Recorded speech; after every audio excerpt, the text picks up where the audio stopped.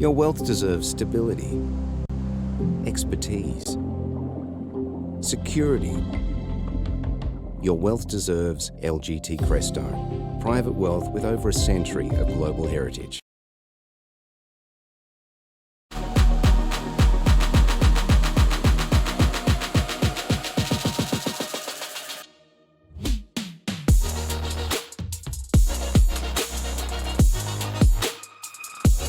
Hello and welcome to the Global View on this Monday. Well, let's take a look at what's going on at a macro level. US Treasury yields rising to one-week highs on Friday after producer price inflation for July came in higher than expected. The producer price index rising 0.3% last month as the cost of services rebounded at the fastest pace in nearly a year, with annualised inflation up 0.8% after gaining 0.2% in June. This follows data showing consumer prices rose modestly during the month.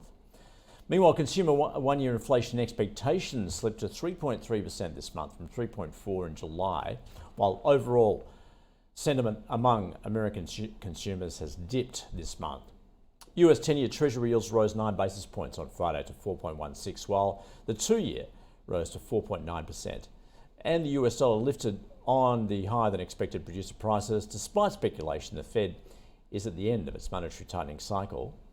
The Aussie dollar trading close to 65 US cents. All right, well, let's get across some investment ideas on a global level. We're catching up with Rob Shears from Valor Private Wealth. Rob, great to catch up with you again. Thanks for joining us again at ausbiz. So I see that you're focused on the UK. What are you seeing there? And I'm looking at your notes saying the UK is on sale. Why are you taking that view? Well, the UK FTSE100 is actually down this year, even though the US market with the Magnificent Seven driving returns up an enormous amount.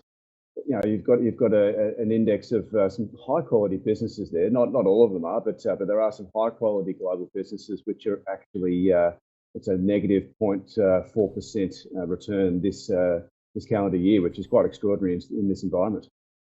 All right, so. Overall, then, what you're saying, those valuations are attractive when you put it in a global context. In a global context, yes, but even in a historical context, if you look at these global businesses out of the UK, a lot of them are trading at price to sales ratios that we haven't seen since 2012 to 2014. So there's been a massive underperformance of the UK market. And for various reasons, obviously Brexit and some political issues in the UK, and they've got a bit more runaway inflation than some other nations. So it's there are some reasons for this, but it is providing opportunity set which is relatively attractive compared to some of the more elevated. That's the nice way to put some of the valuations on some of these big tech US stocks. Yeah, so just see that chart that we got up at the moment then, Rob. What is that telling you then? That's telling us the relative valuation of the UK market versus the rest of the world, and it's actually the cheapest it's been in history. So that, there's a lot of issues in those valuation metrics because some of those valuations are, and I think Nick Train actually said that the undervaluation could persist for a very long period of time. So you've got to be picking the eyes out of this market. You can't just go willy-nilly into the UK and say, right, I'm going to buy a UK ETF because I think that may continue underperform. But it's bringing down a lot of good companies with the rest of the market, providing some really wonderful opportunities.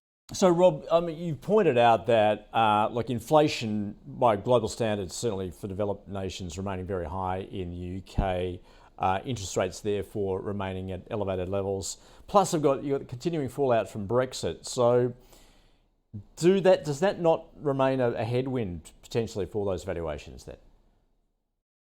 It absolutely could, but as we know, the best time to buy stock markets around the world was in 1982 when inflation and interest rates were at their highest. So you want to be buying these things when they're out of favour, which is when there is pain, and currently there is pain in the UK stock market because of those factors. So that's what's causing the cheaper valuations. Whether it persists, how long it persists, I don't think anyone knows. But you're certainly getting paid to take a risk, and that's the key part here is that a lot of the US stocks, like Nvidia, you are not getting paid to take that risk. You are paying a lot of money for a very rosy forecast, whereas these companies are expecting very, very meagre revenue and earnings growth, but yeah, they're actually still growing. If you look at companies like Unilever and Reckitt and Diageo, they're all growing at double digits earnings per share in the last year, and sales growth of in that 9 or 10% range over the last 9 to 13% actually over the last 3 years, because they've got pricing power, and that's the key part about a lot of these great global businesses out of the UK. All right, you mentioned a couple of the stocks. Let's get stock specific. Actually, starting with SDI Group. What's that? That's a conglomerate. Why are you seeing value there? SDI has the share price has been smashed. It was a darling of the small cap market back in 2021. It was overbought, but it's now been oversold. They flagged a write down in May, which they did this early August. This write down, but the revenues are growing at 36% a year, and this is a company which has grown earnings at 53% per annum for the last decade, 53% per annum compounded. So this is a wonderful, wonderful business. Mike Creedon, down to earth, great manager, ex-accountant who runs his business in a very rational manner, and has bought 15 businesses, put them together, and runs them with a decentralized approach. And this is a business which will be worth many multiples in 5, 10 to 15 years time. So it's a multi-bagger over 5 to 15 years time. All right. Well, also you mentioned Unilever and Reckitt, those consumer-facing stocks, which obviously have that pricing power as well.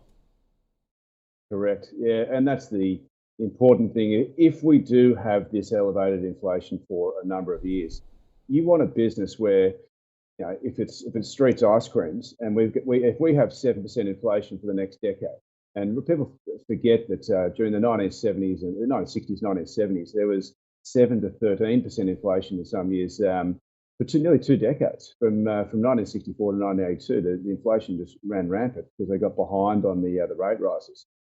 If you have that environment, you want to be in a position where you own something like Unilever, which has Streets Ice Creams or Ben & Jerry's, and I can almost guarantee you if there's 7% inflation, the price of a Streets Ice Cream will be going up at 7% a year, which means that you're protecting your capital against ingrained inflation, which is, I think, a probability that a lot of people haven't really got their heads around, because the whole transitory inflation story was a key theme of the last year, but now we're starting to see a little bit more entrenched inflation. Wages are just kicking in a bit, and I think a big part of the inflation figures, which I think is 33% of the inflation figures in the US, is rent and housing.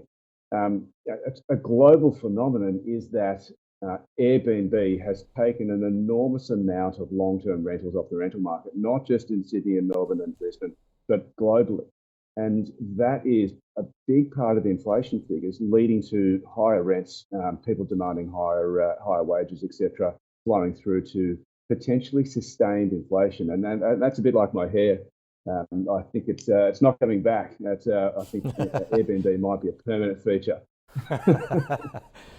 Hey Rob, luxury brands have been doing very well, particularly in Europe. Does that include alcoholic beverages as well?